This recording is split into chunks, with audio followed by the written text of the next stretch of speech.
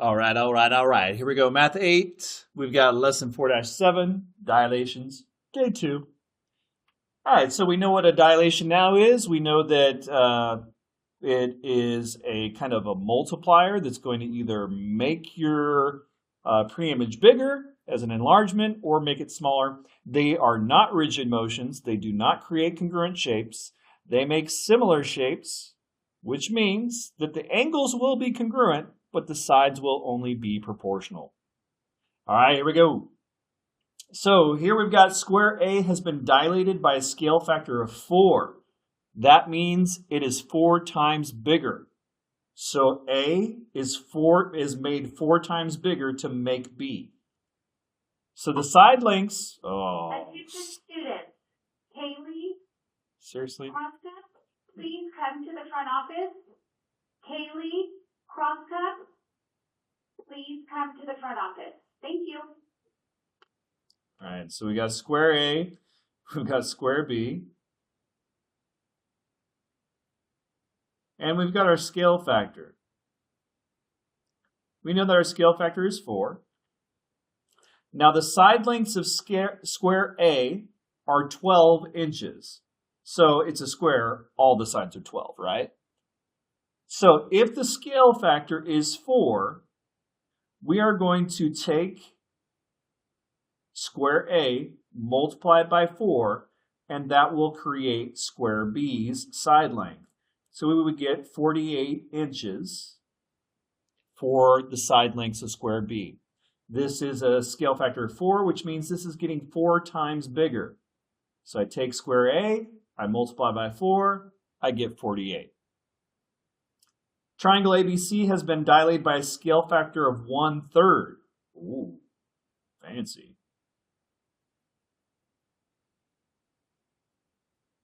Now that's a number smaller than 1, so this is getting smaller. All right, so we've got the triangle. It's been made smaller, so triangle ABC. It was made smaller to get triangle A prime, B prime, C prime. It says A prime, B prime, so that's one of the sides of the triangle, is 9 inches long. So we want to find out how big AB is. So if A prime, B prime is 9 inches long, remember, this means whatever I have is getting smaller and then becoming 9. So remember, 1/3 is the same thing as dividing by 3. So this means I took ABC, I divided by 3, and then I got 9. So what number divided by 3 equals 9? Well, we can find that by going backwards. So instead of going forwards and dividing by 3, I can go backwards and multiply by 3. 9 times 3, 27. So the original one would have been 27 inches. 27 times 1/3 is 9. All right, if the measurement of angle A is 60 degrees, so this is just saying that I've got a triangle here, ABC, and angle A is 60 degrees. And then we've got this other triangle, and it's 1/3 the size, so it's really small. So we got there, it's 1/3 the size. Here's ABC. So if angle A is 60, what is angle A prime over here?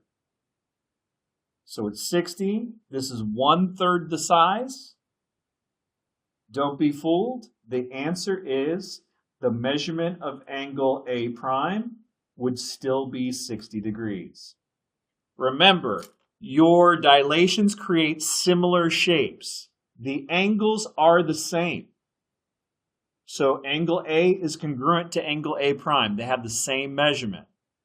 It's the sides that are proportional to each other. So angles stay the same, sides are proportional. All right, next one. Number 3. Dilate triangle ABC at the origin with a scale factor of 1/2. All right, scale factor of 1/2. That means we are doing a reduction. It's going to be half the size. So, a couple ways that we can do this. First way, let's just look at the slopes here.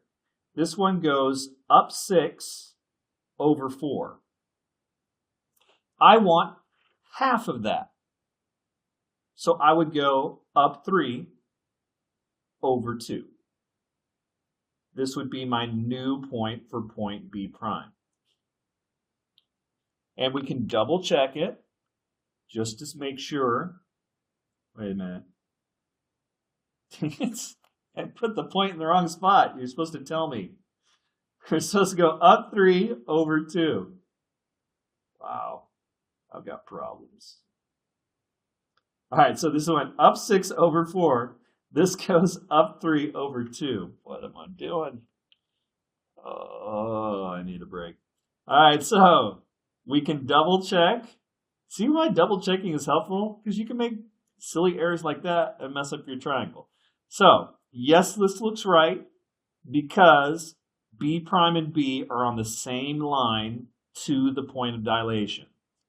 Okay, over here, C is at 4, -4.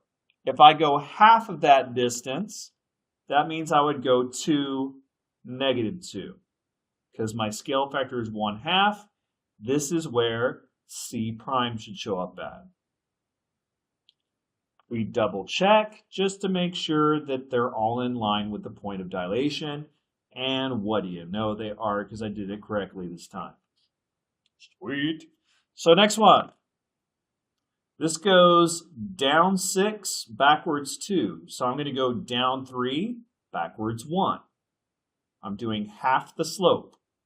This is where A prime should show up at.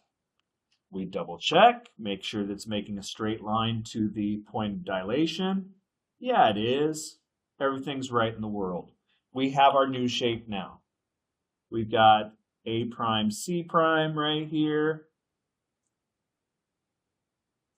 We've got A to B prime over here, if I choose the right one. And then we've got B prime, C prime right there.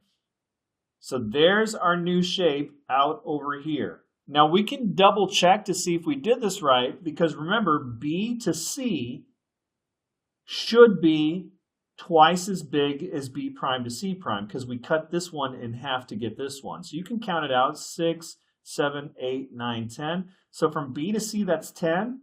So this should be 5, and it is. 1, 2, 3, 4, 5. So B to C is 5. That is half, just like our scale factor said it should have been. For number 4, we're going to dilate DEF, this one right here, at point D. We're not dilating from the origin. This is going to be the center of my dilation this time. So I'm going to move out from this point.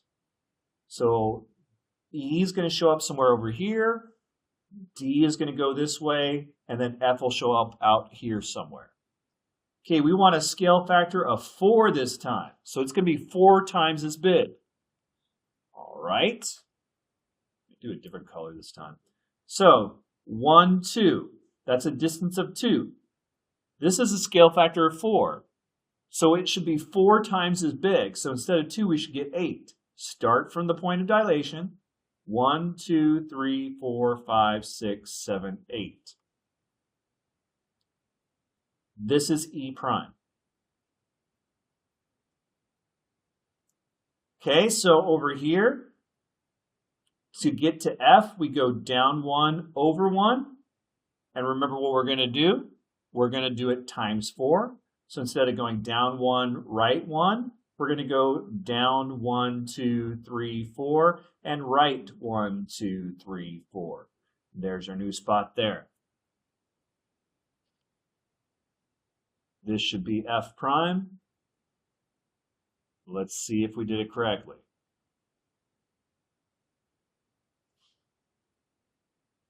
Yeah.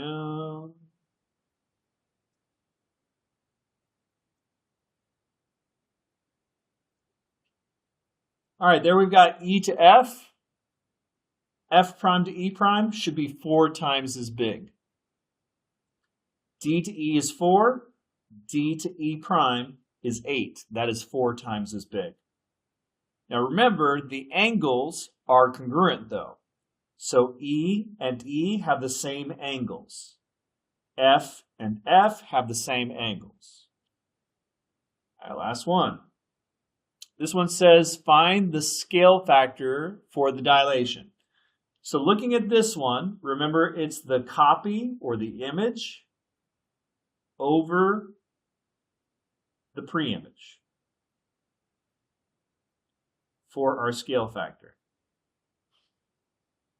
So this one, this is my pre-image. That's the original. I can tell because it's ABC, and I can tell this one is A prime, B prime, C prime, so that's my copy.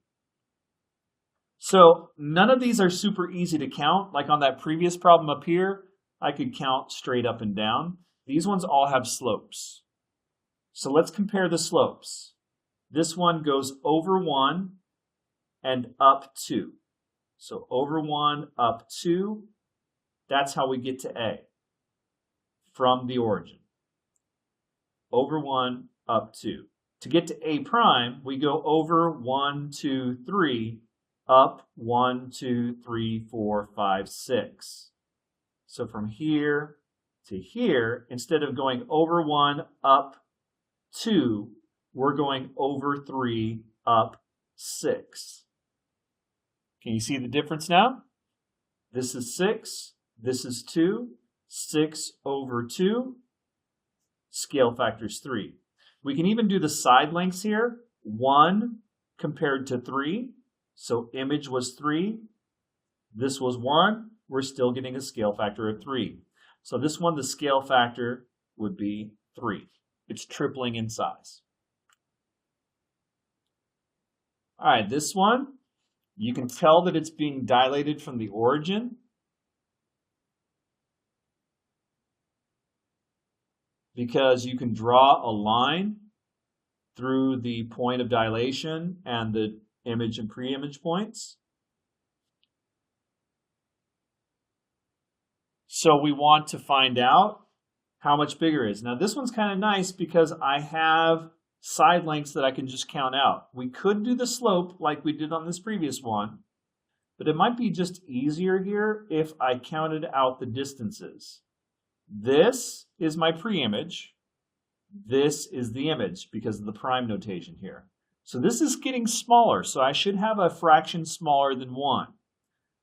So remember, we're going to do image over pre-image. So the image is 1, 2, 3, 4. The pre-image is 1, 2, 3, 4, 5, 6. That is smaller than 1, right? 4 over 6. So what's the scale factor? Well, the scale factor, if we reduce this, would be 2 over 3. So this one is 2/3 the size of the pre-image. You could also see that in the slopes. This is going down 3 over 3. This one's going down 2 over 2. You would see that difference of 2 and 3 if you did it that way as well. All right, that's all I got. Math hard? I will see you for the next unit. Bye-bye.